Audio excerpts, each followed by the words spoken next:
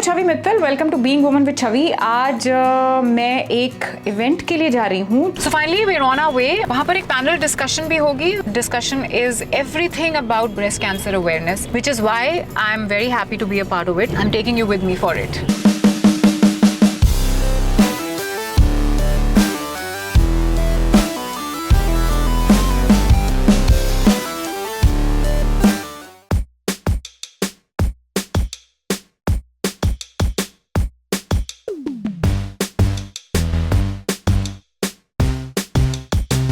So we've reached Sahara Star Hotel and I'm just heading to the event now. थोड़ा सा मैं late हो गई हूँ तो जल्दी करते हैं। ये सब मेरे अवार्ड्स हैं, ये सब जो मुझे मिले थे। wow. नहीं, ये मेरे अवार्ड्स नहीं है, that's a joke. Oh, can't waste a mirror. I just got to know that I have to speak.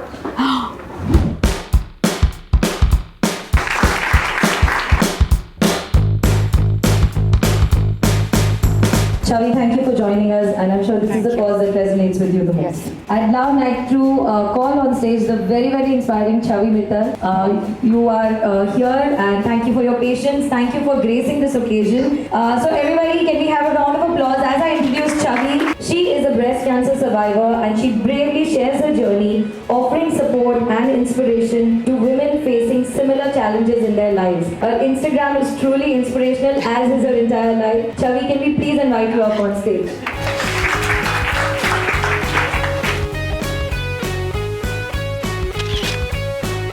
Hi guys. Hey everybody. First of all, it's an honor to be here. Since we're talking about breast cancer awareness, I want to ask all the women here, when was the last time you screened yourself for breast cancer? Please raise your hands if you have screened yourself at least once. Okay, that should be all of you.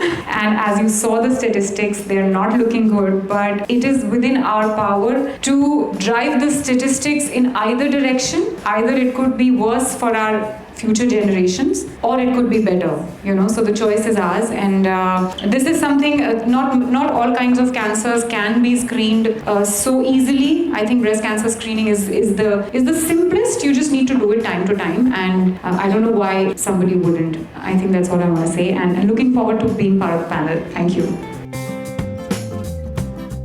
Being a breast cancer survivor, how do you find the courage? What made you take that decision to talk about this so publicly? So just a round of applause for Chhavi to begin with before she answers. Thank you so much. You asked me this question, and to be very honest, I did not give it so much thought. I just knew that today we're living in a world of social media, and my whole business lies on social media. My whole personality I'm a social media influencer. So if I can go on social media and talk about the lovely dress that I'm wearing, if I can talk about the makeup that I'm wearing, if I can talk about the XYZ award I won, why would I not talk about something which is not going very well for me in life? I think I cannot live a lie, because I know that breast cancer treatment is going to take a while. It could go either way. For how long am I going to continue living a lie? And I don't know how difficult it's going to get for me. I can't really predict the future. So it's better to be just honest right from the beginning. And when I did share, the first time when I shared that this is my diagnosis, I got a lot of response from my community. It was overwhelming. The number of breast cancer survivors who reached out, the number of people who are currently fighting reached out, people who had lost a dear one reached out. And when I read all those stories, I was literally reading hundreds of messages every day and reading stories. I realized that every breast cancer journey is different. And why does one get cancer? We don't know. Why does one survive and the other doesn't? We don't know. Why does one get symptoms right in the beginning and the other doesn't? I had no symptoms, so to speak. I had a gym injury which I went to get checked, and my cancer was detected. I was lucky. Not everybody is as lucky. So there are a lot of questions. There were a lot of questions about why one is different from the other. And I think the biggest answer that I got at that time was that a lot depends on how you deal with it. A lot depends on your mindset. A lot depends on what what is the kind of energy that you're giving it. Because I think cancer is not, I mean, you see people who don't smoke, they get lung cancer, like the worst variety, and people who smoke for their entire lives don't get any problem to their lungs. Why does that happen? I think it has a lot to do with your energies. It has a lot to do with your thinking, how you think, and do you have any baggage? Do you have any grudges? Do you have any guilt? All of those things. And I thought that no, what my cancer journey is going to be, it is going to be mine. And at that point, I stopped reading everybody's stories because they were very, very, some of them were really, really sad and really, really scary. And I did not want to give myself those energies, those fears. I told myself that I'm going to make my own story. My life is different. I'm a different person. I'm going to make my own story. It's going to be very positive. I'm going to come out of it victorious. And I asked my doctor. I just listened to my doctor, and he gave me full faith that your cancer is curable. And I thought that I want to share my journey with everybody, because here I want to be able to be that person. I want to be that person who can actually share a journey with somebody which is so positive for somebody else to read, Round of applause, please. This is spectacular, because I know you said that I didn't give it too much thought, but I think to even decide that you want to put it out there and not just keep it to yourself and vanish into nobody it requires a lot of courage.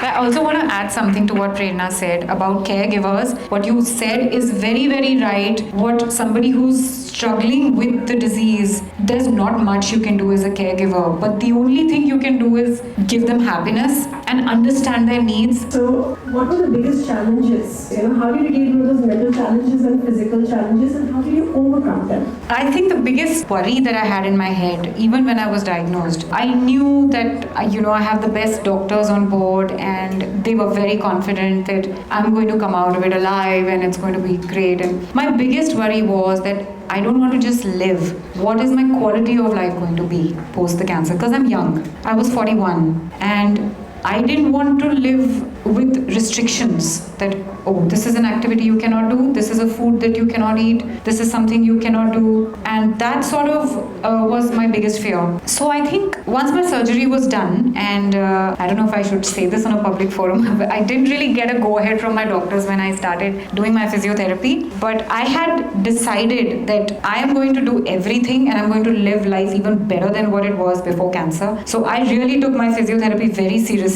I started my physiotherapy after 7 days of my surgery. My therapist would come home and she would tell me those exercises, and it was excruciating at that point, but I did it religiously, diligently. Sometimes my eyes would water while doing it, but I continued to do it, and I think my recovery for that reason was so much faster and so much better because I decided that this is a recovery journey and I can make it morose or I can make it happy, and gym is my happy place. So I started going to the gym, and I would not do anything. I would actually just do my physiotherapy there, but I would go there and do it with my friends and my gym buddies, and it would just take the pressure off of my mind. And I think the most difficult in terms of the mental struggle that I go through, I like to blame it on the tamoxifen. I don't know if it is the tamoxifen or what, or is it just my own brain, but I get massive mood swings, and there are days when I feel that this is not okay. It's just a dream, and I'm going to wake up and everything is going to be fine. Like, I still have discomfort from the surgery and from the reconstruction that I had, and on a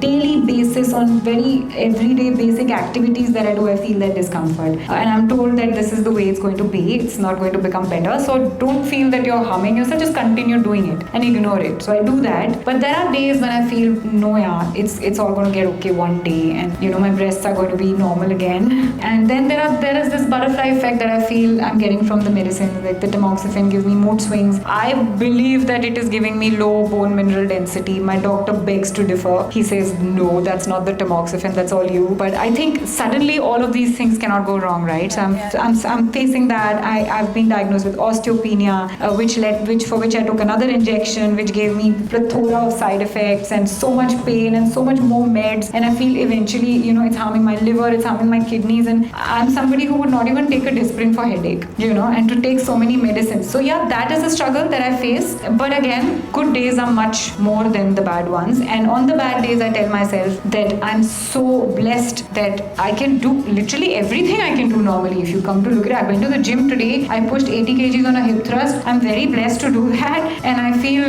everybody has problems. Yeah, there are people who are struggling with diabetes, with hypertension. There are so many conditions people have. People actually suffer losses of near and dear ones. They can't deal with it. People lose their jobs. There are real struggles in the world, and I just want to count my blessings every day and focus on what's good and forget about what's not. Thank you so much for sharing that, Chhavi. That was exceptional. Care for cancer patients. Adunika, because breastfeeding needs to be a part of the conversation, and of course Chhavi, because when an inspiring woman like her speaks about her journey, I think there is so much more awareness that is created.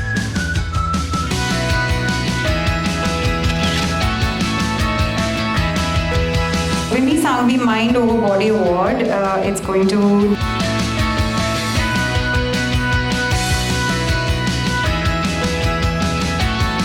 So we are done with the event. I'm just giving a few video bites before I leave. This is okay.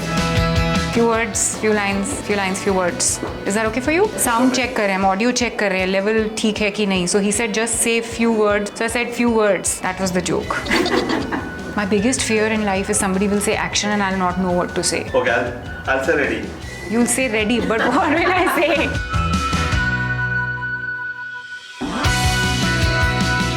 वैसे तो चाय पकौड़ी का भी इंतज़ाम है, लेकिन मेरे पास time नहीं है, बच्चा घर पे बीमार है, हमें घर जाना है जल्दी. So guys, it's time to go home, and it was a lovely event, and there were a lot of inspiring stories of different women, what they are doing. I hope you liked the event, and tell me in the comments how you liked it, और कोई आपकी life में ऐसी कोई story है जो आप बताना चाहते हैं कि आपने कुछ अचीव किया है जिसके लिए आप प्राउड हैं. And you know, sometimes we don't even realize what are the little things that we do by which we end up inspiring somebody else. So अपनी किसी भी अचीवमेंट को छोटा मत समझिए, किसी ना किसी और के लिए वो बहुत बड़ी चीज़ है, बहुत इंस्पायरिंग है. So आपकी कोई ऐसी स्टोरी है तो प्लीज़ शेयर कीजिए, and don't forget to like, share and subscribe to Being Woman with Chhavi. This is me running out. Love and peace from me to you.